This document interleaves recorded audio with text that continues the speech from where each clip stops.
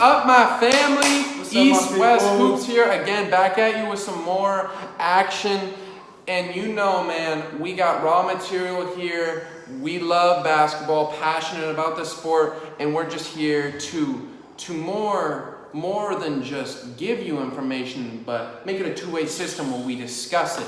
So right off the bat, Joe,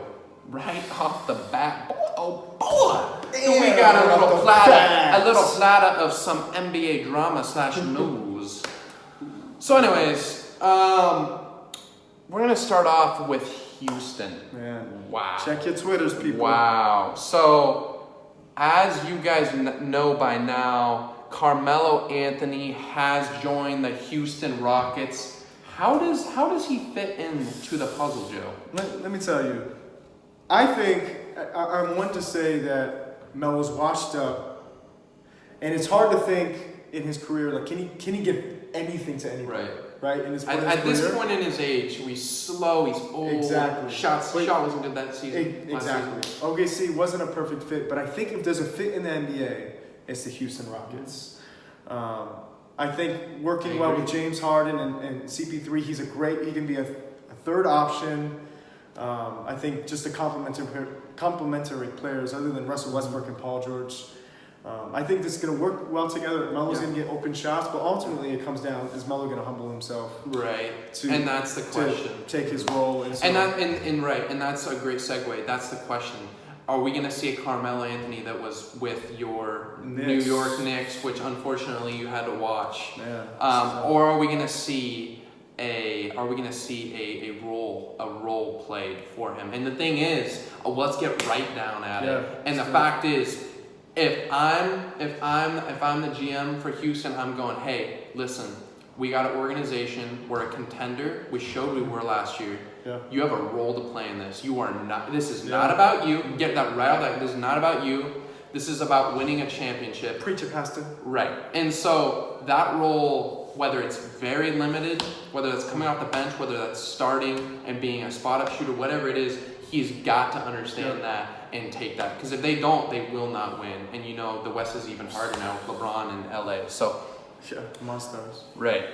And the Monstars, of course. So, speaking of the Monstars, oh my word. Segue, baby. So, of course, this channel did not exist until, has it been a week? It's been about a week since our last video. Yeah. Around a week. And so, because it hasn't existed, we want to go, we want to take you into our thoughts on the matter of the whole Kevin Durant situation. So starting, we have to talk about him.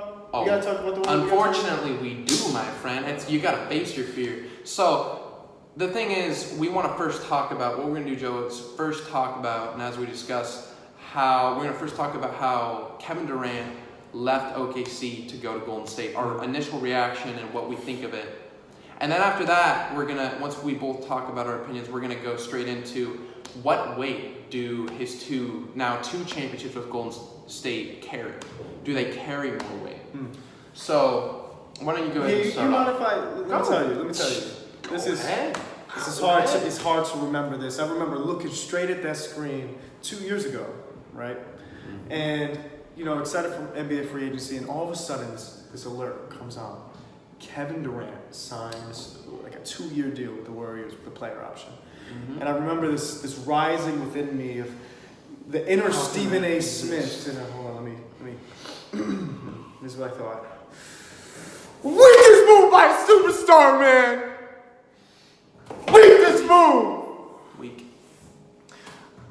That day still haunts me.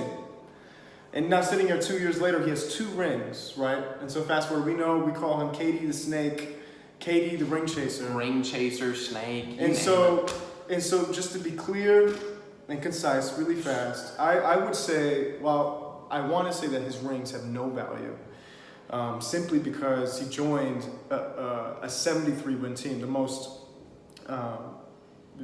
most wins in NBA history by a team, arguably one of the best teams ever assembled, right? And so that alone being the weakest move by a superstar, I would say that the responsibility that he had to take is something that is nothing that Jordan or Right. LeBron or all the great Right. other superstars Right. had to carry teams in order to get their Mhm. rings.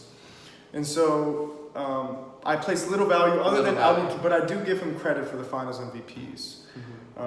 So you know what, he showed up, he did his job, but what his job was nothing like all these other superstars and what they had Right. to do. And so, yeah, man, what do you think? Different narrative. That's definitely for certain as far as when you compare him with people like Jordan. But yeah, so initially, real quick, when I first heard that Durant was going to Golden State, I mean, there was just this shock of disbelief, because how can you take a team that had the previous year the best regular season record in NBA history, and then add yet another All-Stars? There's 4 All-Stars, and not just that. Kevin Durant's a top 5 NBA player, maybe debatably top 3. Yeah. So that for me was just unbelievable.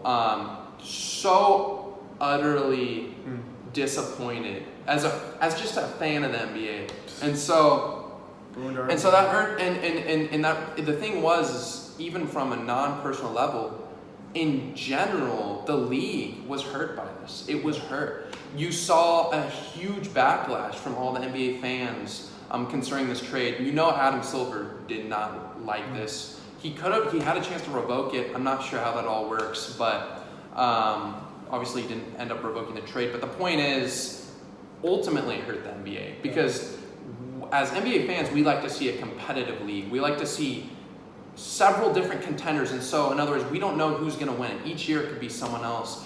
And you know, obviously, if he stays with OKC, they're another contender. Golden State is the 2016 Golden State team, essentially.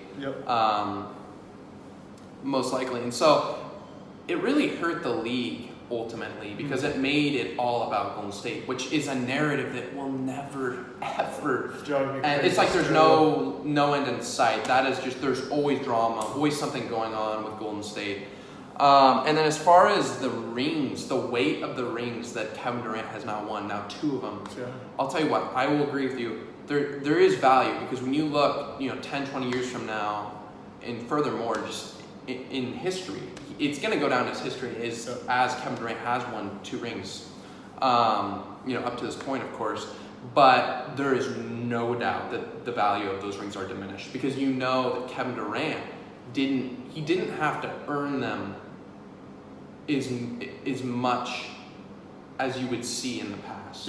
He didn't have to. He really didn't. It was something where he could have an off game, and Golden State's still going to win by 20 points. And so because of that, there's no doubt. I agree with you that there definitely was diminished value. And not only that, I know for a fact, and Kevin Durant, I'm not saying he's ashamed of him. Of course he's not. That's why he went to Golden State in the first place. He knew that a lot of this was going to happen. But there is such a big backlash by the fans and by the media, and just in general, knowing objectively what it took to get those rings. There's no doubt. I'm thinking he's sleeping with one eye open at night, knowing that if he would have stayed with OKC, it would have changed a lot. In other words, and the other thing is, he knows these rings are easy to get, man. Way easier. He didn't have to work for him, and that's why, hence, he called him a snake. And I believe he's a snake, by the way. And by the way, me and Joe, just real fast, we like Kevin Durant. I have nothing wrong with him. I love his game. Great frame for basketball. 6'11", can shoot the ball from deep. Love the guy, and I loved him before he made this move. It's just, this was a very soft move, for sure. Very soft move. There's a reason OKC's calling him a cupcake, but a very soft move. But anyways, man, and you thought we were done with Golden State. You thought we were done with Golden State, and I told you just a little bit before, a couple minutes ago, the drama, the narrative with Golden State continues, and it's drama-filled, and just there's no end in sight. And in my own mind, do you want to share the news? Yeah, let me. I almost feel like crying. I feel like crying just even reporting the news. Right. It's a tragedy, really, it's for all of those who love the game of basketball, who love competition, suspense. DeMarcus Cousins, one of the top 5, top 3, I would claim before his injury, top 1 NBA center in the game, signed with the Monstars themselves, or really the last piece to the Monstars, the Warriors, for a 1 year, $1.4 million deal. You mentioned who's making who's Nick? Yeah, so Nick Young, I believe, if I'm correct, Nick Young is on a $5.3 million contract. DeMarcus Cousins is on a $5.4 million, if I'm not mistaken, if I'm correct. So that means we're talking. First off, Golden State, congratulations, because you just scored the biggest. The biggest lottery you could possibly win. Wow. It's almost at a 2K. It really is. It's amazing that you can get a player of that caliber at such a low price, and the fact that he was even available, all these teams didn't pick him up. Didn't even offer him. It was just a perfect scenario for Golden State, right? Perfect. And so he came knocking at their door. Right. So we're looking at not 1, not 2, not 3, not 4, but 5 All-Stars next year on Golden State. I mean, we are talking about a clean walk to another NBA championship. And man, dude, I'll tell you what, something we discussed earlier is we are watching the NBA this year, and in a sense, of course, we're looking for talent. We love enjoying watching basketball. But you know for a fact, Joe, when it comes playoff time, we got one thing in mind. We know Golden State's winning this whole thing. Shut off your TV. Write in your journal. do something more productive than watching NBA basketball during the playoffs. Right. That's inevitably, injury. Of course, if injuries happen, anything can happen. But ideally, Golden State. This is just a clean walk. Yeah. And let me say, next off season, I'm looking forward to a lot more than this one. There's a lot of things that can happen. We won't get into all those, but there's a lot. There's a lot of spice. More to come. A lot of juice. More to come. More to come, though. Sweet. Well, that is our vid. Man, it's really crazy. And another crazy NBA off season. Lots of process. Let me tell you that. We are wet. Yeah, we're processing it with you guys, man. So hey, remember, of course, raw material discussion base. Remember to like, comment, subscribe.